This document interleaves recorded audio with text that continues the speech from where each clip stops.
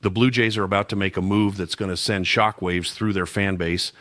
And honestly, based on everything we're hearing, it's not a matter of if anymore, but when. Winter meetings just wrapped up. And while other teams were making splashes left and right, Toronto has been playing a different game entirely. They've been patient, they've been strategic, and now all the pieces are starting to fall into place in a way that should have every Blue Jays fan paying very close attention. Bob Nightengale just dropped a prediction that's getting everyone talking. He's saying the Blue Jays are going to sign Kyle Tucker and closer Robert Suarez while letting Bo Bichette walk. Now, I know what you're thinking. We've heard predictions before. Reporters throw stuff at the wall all the time. But here's the thing about this particular prediction. It's coming from someone who was at the winter meetings, someone who's plugged into these conversations, and more importantly, it lines up with everything else we've been hearing for weeks now. Let's talk about Tucker first, because this is where things get really interesting. The Dodgers apparently made a run at him, willing to pay over $30 million per year, but only on a short-term deal. Tucker has zero interest in that. He wants a 9 or 10-year contract, something that carries him through the end of his career. He's 28 years old, still in his prime, and he's looking for that long-term security. The Dodgers won't give him that timeline, and honestly, a ton of teams have already bowed out of this race for exactly that reason. The Phillies signed Kyle Schwarber and basically took themselves out of the Tucker sweepstakes. The Orioles went and got Pete Alonso, which probably means they're done making big offensive moves. Team after team that was supposedly interested has either signed someone else or made it clear they're not willing to commit the years and money Tucker is looking for. But you know who hasn't backed off? Toronto. In fact, every single report keeps circling back to the Blue Jays being the most serious suitor. John Schneider, Toronto's manager, went on record talking about their meeting with Tucker. He said Tucker's skill set fits exactly what they're doing, and there was clear mutual interest from both sides. That's not coach speak or vague pleasantries. That's a manager who just sat down with a potential franchise-altering player and came away feeling really good about where things stand.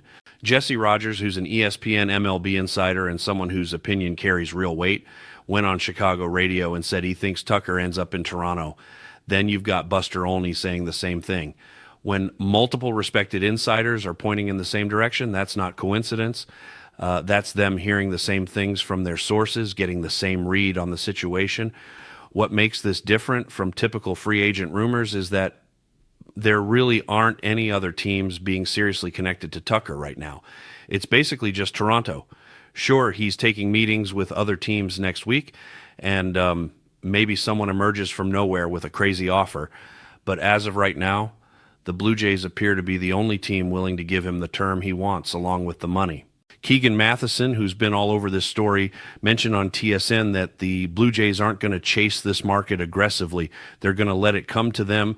That tells you everything about their position. They know they're likely the highest bidder.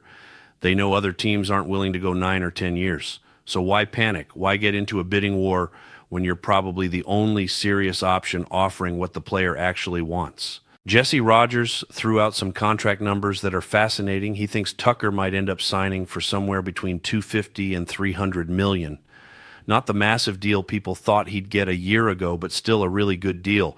If Toronto lands him for 8 years at $250 million or 10 years at $300 million, that would be an absolute steal for a player of his caliber. We're talking about a guy who hit .266 with an .841 OPS last season, who gives you power and speed, who plays excellent defense. He's the complete package. The timing of everything is notable too. Toronto had the first meeting with Tucker, and there was a significant gap before he started meeting with other teams. That usually means something. If you're just going through the motions and taking meetings to drive up your price, you schedule them back to back. The fact that there was a delay suggests Tucker was genuinely considering what Toronto had to offer. Now, about the Bo Bichette situation. This is where things get complicated emotionally for the fan base. Bichette just put up a .311 batting average with 18 home runs. Those are good numbers. He's been with the organization. He's a fan favorite, and watching him walk is going to hurt. But if landing Tucker means letting Bichette go, that's probably a trade-off Toronto has to make. You're upgrading defensively in a major way. Tucker is a legitimately strong outfielder, while Bichette has struggled defensively at shortstop throughout his career. You're getting more consistency, too. Tucker has proven year after year that he's one of the best players in baseball. The track record is there.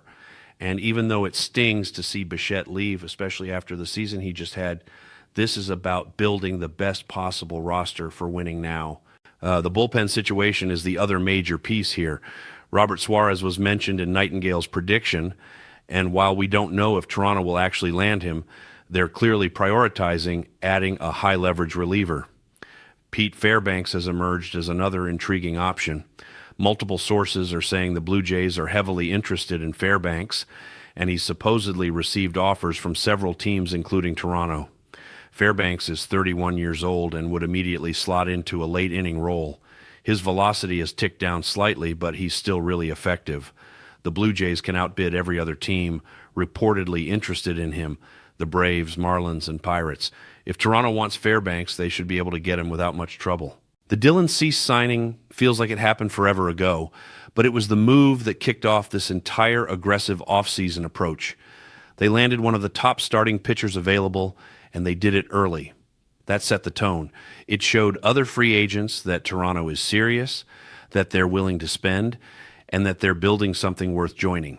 Scott Boras, who represents both Cease and other high-profile players, was reportedly really impressed with Toronto's offer and approach. When you make that kind of impression on super agents, word gets around. Other players and their representatives take notice. It becomes easier to recruit the next guy because you've established credibility. Adding Cody Ponce to the rotation was another smart move that flew under the radar a bit. They're building depth, they're adding quality arms, and they're doing it while still having the flexibility to make these big moves for Tucker and a reliever.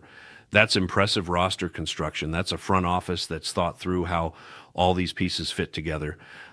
Keegan Matheson reported that the sense within the organization is they're waiting on both the Tucker and Bichette markets to unfold before making final offers. Neither player feels super close to a decision. Toronto felt that pitching was their most important need, so they addressed that first with Cease and Ponce. Now they can shift focus to the bullpen and the lineup, and they're doing exactly that.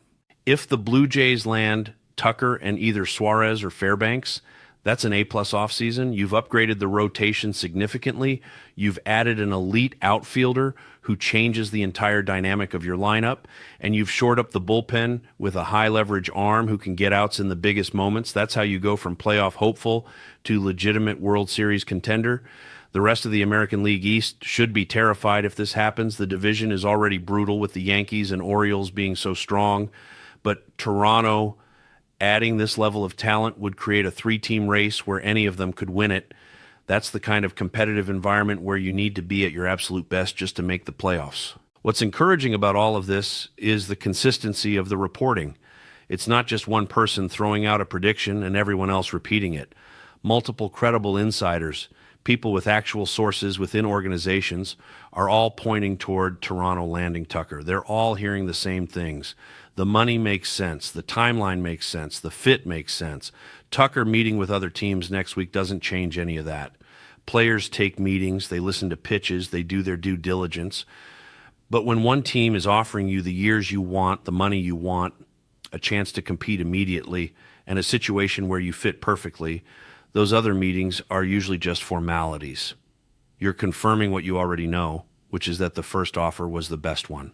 The hardest part for Toronto fans is going to be reconciling the loss of Bichette with the gain of Tucker. Some people are going to struggle with that. They're going to feel like the organization gave up on a player who just proved he could still hit at a high level. But this isn't about giving up on anyone. This is about maximizing your chances to win a championship. If you can only afford one and the choice is between Tucker or Bichette, you take Tucker every single time. He's younger, he's more consistent, he's better defensively, and he brings speed and power in equal measure. That's not disrespecting what Bichette brings to the table. It's just acknowledging that Tucker is the better player right now and probably will be throughout the length of whatever contract he signs. The Blue Jays are positioning themselves to have one of the most exciting rosters in baseball, a rotation anchored by Cease and Ponce, an outfield with Tucker, a bullpen featuring either Suarez or Fairbanks locking down late-game situations. That's a team built to win right now, and it's a team that should scare everyone they play. All the smoke keeps pointing in one direction. Every credible report, every insider prediction, every piece of information coming out of winter meetings says the same thing. Toronto is landing Kyle Tucker. The only question left is when it happens and what the final numbers look like. But make no mistake, this is happening. And when it does, the entire landscape of the American League is going to shift. The Blue Jays are all in, and they're not backing down.